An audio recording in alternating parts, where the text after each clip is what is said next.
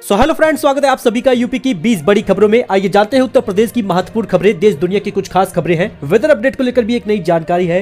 Ration को लेकर एक नया अपडेट है। बने रहिएगा आप हमारे साथ, क्योंकि परिवहन विभाग ने बढ़ा दिया है दाम। अब क्या क्या चीजें बदल गई है जानेंगे इस वीडियो में। आप हमारे साथ बने रहिएगा। तो चलिए शुरू करते हैं। दोस्तों, सबसे पहले बात कर ले राशन योजना की। तो अक्टूबर के पहले चरण का राशन 14 दिसंबर तक मिलने वाला था, लेकिन इसकी डेट सरकार ने बढ़ा दी है। अब अक्टूबर के पहले चरण का राशन आपको 5 दिन और मिलेगा, यानी 19 दिसंबर तक आपको अक्टूबर के पहले चरण का राशन दिसंबर में मिलेगा। हालांकि आपको बता दें 22 तारीख से केंद्र सरकार की राशन की योजना भी शुरुआत होने वाली है, जिसमें आपको फ्री राशन मिलेगा। 35 किलो तक इसमें चावल देने की बात कही जा रही है। अगर आप एक अंत्योदय कार्ड धारक है तो आपको 35 किलो चावल मिलेगा। हालांकि अगर आपको पिछले महीने का राशन भी नहीं मिला है तो उसमें भी मिलकर आपको बढ़ा हुआ राशन मिलेगा, यानी लगभग 70 किलो तक राशन मिल सकता है, चाहे आप पात्र गृहस्थी के हो या फिर अंत्योदय राशन कार्ड धारक हो। दोस्तों, वहीं पर अब इन लोगों के निरस्त हो जाएंगे राशन कार्ड। सरकार ने जारी की है नई गाइडलाइन। अब लंबे समय से राशन नहीं लेने वाले लोगों का राशन का लाभ अब नहीं दिया जाएगा। इसके साथ ही उनका राशन कार्ड निरस्त कर दिया जाएगा। आपको बता दें, अगर आपके पास राशन कार्ड है और आप 1 साल से राशन नहीं ले रहे हैं तो आपका राशन कार्ड रद्द कर दिया जाएगा। वहीं पर यूपी में अगर आपने 6 महीने तक राशन लगातार नहीं लिया तो आपका राशन कार्ड रद्द हो जाएगा। लंबे समय से राशन कार्ड धारक राशन अगर नहीं ले रहे हैं तो आधिकारिक सूत्रों के माने तो 2 लाख से ज्यादा लोगों के राशन कार्ड रद्द हो जाएंगे। जो राशन का लाभ नहीं ले रहे अब उनका राशन कार्ड कट हो जाएगा और पात्र लोगों को राशन कार्ड बनेगा।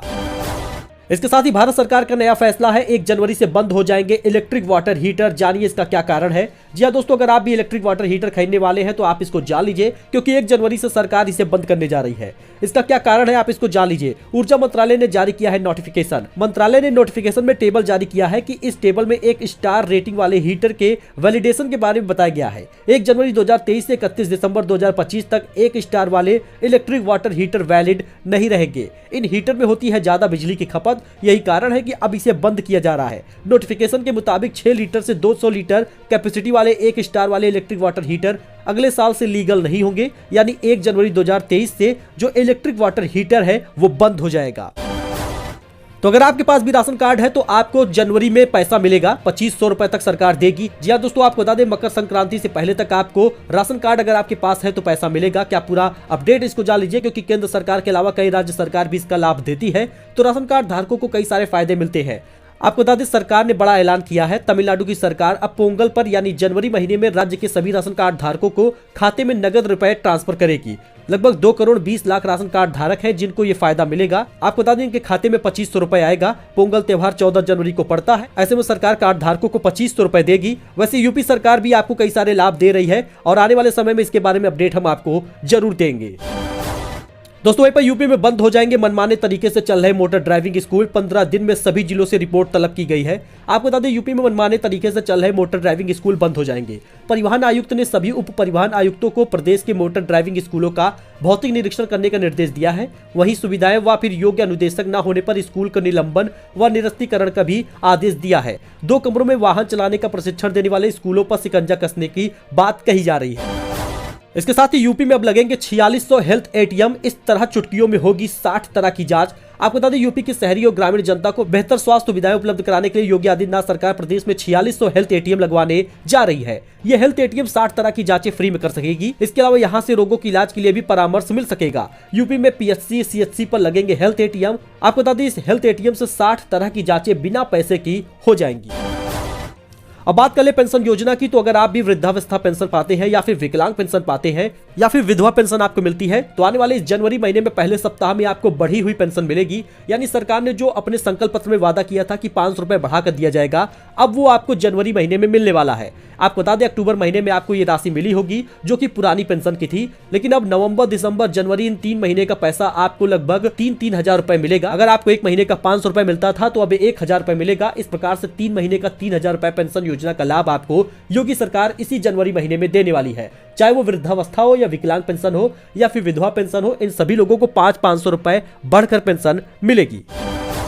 इसके साथ ही दोस्तों, सपा प्रवक्ता की विवादित टिप्पणी को लेकर उनकी सास ने सीएम योगी से लगाई है गुहार। बोली दामाद है माफ कर दीजिए। लाइव टीवी डिबेट में उत्तर प्रदेश के मुख्यमंत्री योगी आदित्यनाथ और ब्रह्मलीन गुरु महंत अवैधनाथ पर विवादित टिप्पणी करना सपा प्रवक्ता अनुराग भदौरिया पर भारी पड़ गया। लखनऊ में हजरतगंज पुलिस ने बीते शुक्रवार देर शाम उनके घर पर नोटिस चस्पा कर दी है। मामले में पूर्व सांसद व अनुराग की सास सुशीला सरोज का कहना है कि हमें परेशान किया जा रहा है, ये घर अनुराग का नहीं है, मेरा है, अनुराग को न्याय मिलेगा। सीएम योगी से गुहार लगाते हुए उन्होंने कहा उनके दामाद को माफ कर दिया जाए। तो चलिए बात कर लेते हैं वेदर अपडेट की, क्योंकि दिल्ली और उत्तर प्रदेश में गिर गया है पारा। आईएमडी का अलर्ट है, अब जल्द विद्यालय बंद होगा क्योंकि इन राज्यों में चल रही है शीतलहर। आपको बता दें दोस्तों, उत्तर भारत के मौसम में लगातार बदलाव होता जा रहा है, जिसका असर आने वाले कुछ दिनों में आपको देखने को भी मिलेगा।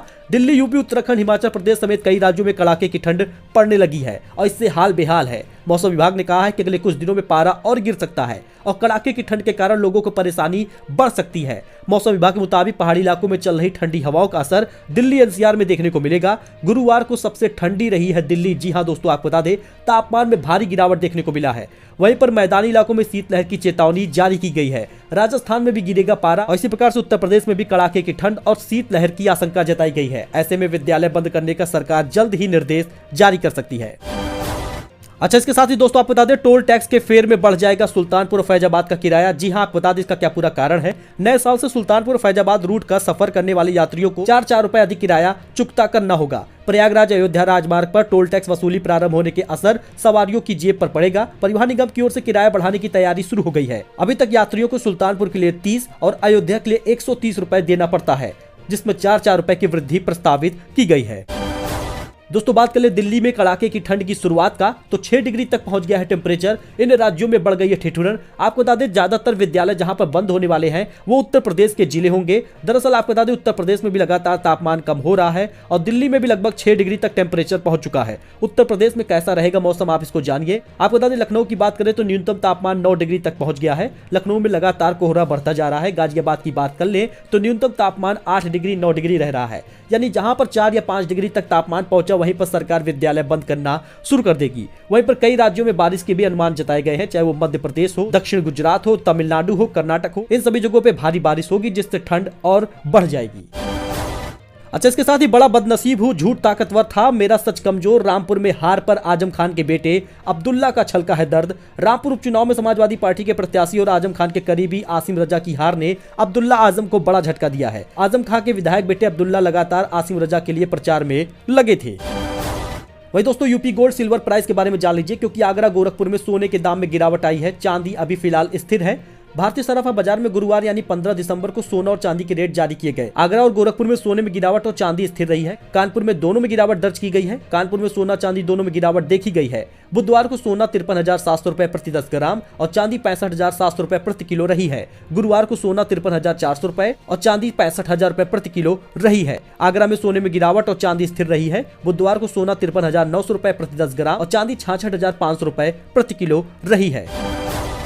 इसके साथ ही यूपी में 137 साल बाद पुराना मदरसा बिना मान्यता का निकला, अब वजूद पर खतरा है। जी हां, यूपी में शासन की ओर से कराई जा रही जांच के दौरान कानपुर में ऐसा मदरसा सामने आया जो लगभग 137 साल पुराना है। अहम बात यह है कि इसकी मान्यता ही नहीं ली गई है। मदरसा जामे उलूम पटकापुर यूपी में दूसरा पुराना मदरसा है। 137 साल पुराने मदरसे पर अब इसके वजूद पर खतरा बना हुआ है। वही रोडवेज बसों में गरीब बच्चों के लिए चलेगी स्मार्ट क्लास, मिलेगी फ्री शिक्षा।